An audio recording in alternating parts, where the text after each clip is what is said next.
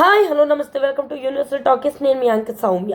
గజీ, అంతరిక్షం సినిమాలతో ప్రేక్షకుల్ని అలరించారు దర్శకుడు సంకల్ప్ రెడ్డి. ఇప్పుడైనా గోపిచంద్ కథానాయకుడిగా ఓ సినిమా రూపొందుతున్న విషయం తెలిసిందే. శ్రీనివాస్ చిట్టూరి నిర్మాత, రితువర్మ కథానాయిక. చిత్రీకరణ దశలో ఉన్న ఈ సినిమాకి భరత్ వర్ష అనే పేరును ఖరారు చేశారు. ఈ మేరకు సోమవారం టైటిల్ గ్లిమ్స్ను విడుదల చేశారు. 642 AD నేపథ్యంలో సాగే కథ ఇది. బద్దలవడానికి సిద్ధంగా ఉన్న ఓ అగ్నిపర్వతం, దాని కిందే ఉన్న ఓ గూడెం, దానిపై దండెత్తిన శత్రువులు, వాళ్ళను వేటాడే యోధుడిగా హీరోని పరిచయం చేసిన తీరు అన్ని గ్లిమ్స్లో ఆసక్తికరంగా మారాయి.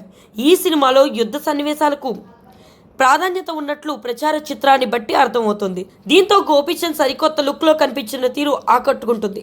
ఈ చిత్రం ప్రస్తుతం ముగింపు దశలో ఉందని, ఇది ఖచ్చితంగా భారతీయ సినిమాల్లో గుర్తుండిపోయే హిస్టారికల్ డ్రామాగా నిలుస్తుందని చిత్రవర్గాలు ధీమా వ్యక్తం చేస్తున్నాయి.